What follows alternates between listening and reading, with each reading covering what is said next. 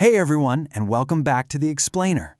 Today, we're exploring the architecture of respect. Specifically, we're going to be looking at 4 psychological command triggers. And our main goal today, we're going to completely dismantle the stubborn myth around how long it actually takes to earn someone's respect. Most people think it takes months or even years of just endlessly grinding away to get people to see you as an authority.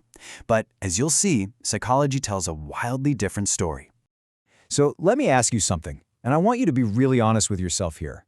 Have you ever walked into a room, maybe a big meeting or even just a social gathering, and felt completely invisible? You absolutely know the feeling. You speak up to share what you know for a fact is a great idea, but people just talk right over you. Or, man, even worse, you pitch an idea, it gets totally ignored, and then 5 minutes later someone else repeats the exact same thing and gets all the credit. It's deeply frustrating. It's painful. But here is the thing you've got to realize. It is not that you aren't smart, and it definitely isn't that you aren't capable. It's simply that you haven't yet mastered the unspoken language of respect. Okay, so let's really dive into this. The fundamental misunderstanding most of us carry around is this myth that respect is a slow, agonizing mountain you have to climb over years and years of hard work. The reality? Respect is triggered in seconds, literally instantaneous. Psychology proves over and over that commanding a room isn't about time at all. It's about immediate behavioral triggers that send subconscious signals straight into other people's brains.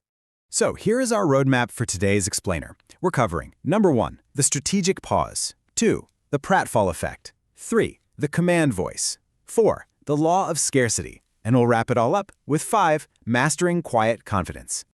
All right, let's jump right into our very first trigger, the strategic pause, or using silence as a signal. Picture this. You're in a high-pressure situation, and somebody directly challenges your opinion. Most of us instantly feel what psychologists call the urge to merge. That anxious, burning need to immediately fill the silence just so we don't look weak or caught off guard. But high-status individuals, they do the exact opposite. When someone finishes speaking to you, especially if it's a challenge, try this. Maintain strong eye contact and physically wait 2 to 3 seconds before you utter a single word. Like this. Man, it feels like an absolute eternity when you're the one doing it, doesn't it? But to anyone watching, it is incredibly powerful. See, when you speak instantly, you almost always come across as reactive, flustered, or defensive. But when you pause, you immediately step into the role of a leader. You're sending a clear signal that you are entirely comfortable with silence and that you're thoughtfully processing what they just said.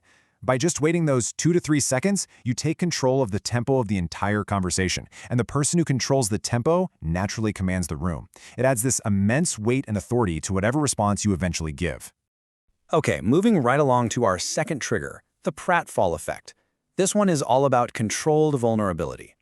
Society feeds us this really exhausting myth that to be respected, we have to be absolutely flawless. We feel all this pressure to hide every single mistake, cover up our weaknesses, and basically act like we have the entire universe perfectly figured out. But acting perfect isn't just exhausting, it's actually deeply alienating to the people around you. Nobody likes a robot. And this brings us to a brilliant discovery by social psychologist Elliot Aronson. He called it the Pratfall Effect. It's this psychological phenomenon where highly competent people actually become way more likable and far more respected when they make a small, relatable mistake. Sharing a minor failure from your past, or just admitting a little oops in the moment, it doesn't destroy your authority, it actually builds it. Now, there is a super crucial nuance to how this effect actually works. Admitting a flaw is only magnetic if you are already secure and generally highly competent in your core area.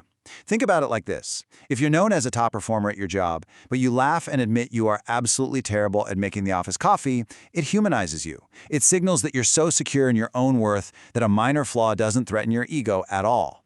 But if you're generally struggling or incompetent at your actual job, making more mistakes just reinforces a negative image. So the takeaway here, build your competence, absolutely, but drop that heavy armor of perfection.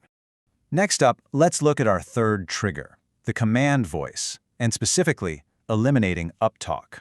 Have you ever been talking to someone and noticed they sound like they're constantly asking questions, even when they're supposed to be making absolute statements of fact? That vocal habit is known as uptalk. It's defined by those high-pitched, rising tones at the very end of your sentences. And from a psychological standpoint, uptalk is a massive respect killer. That rising inflection broadcasts a deep, subconscious need for approval. Literally, every time you use it, you sound like you're subtly asking the room, hey, is this okay to say? Do you guys agree with me? You really have to physically train yourself out of seeking that approval and shift your mindset towards sharing value. And you do this by practicing what we call low inflection. When you deliver your message, you need to make sure your voice stays completely level or even drops slightly in pitch at the end of your sentences. Like this: you are stating a fact. You are not asking for permission to speak. You're simply delivering value to the room. That right there is the command voice, and it fundamentally changes how seriously people take your words. All right, that brings us to the fourth trick, the Law of Scarcity, or as I like to call it, the no factor. I want to challenge you directly right now. Are you a people pleaser? Be honest. Are you the person who is always available, always saying yes to every single request, the absolute first to reply to a text message? Are you constantly dropping everything you're doing to help people who, let's be real, wouldn't do the same for you? If we apply basic economics to our social dynamics, the math is pretty clear. When your supply is high, meaning you are always available and super easily accessible, your demand, and therefore your perceived respect, is incredibly low. People simply do not respect what is cheap or overly accessible. But when you start acting like a premium resource, you gain high respect. And you achieve this by setting firm boundaries. If you disagree with something, say so. If you're busy, just say no. By restricting access to your time and energy, you are actively teaching people that your presence is a premium resource. It's ironic, but the less you chase the approval of others, the more they will naturally seek out yours.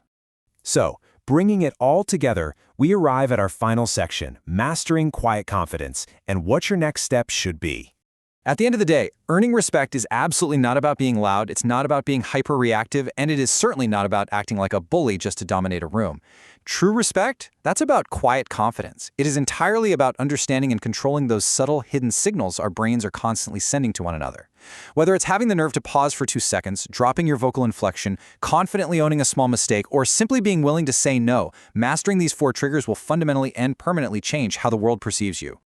I want to leave you with this incredibly powerful final thought. You define your own worth. The world just follows your lead. The mechanics of the mind are always operating in the background, but the difference is, now you actually have the tools to control them. So my question to you is, which of these 4 psychological command triggers are you going to try first? Pick just one, practice it tomorrow, and watch how the entire room shifts around you. Thank you so much for joining me for this explainer, and I can't wait to dive into more fascinating concepts with you next time.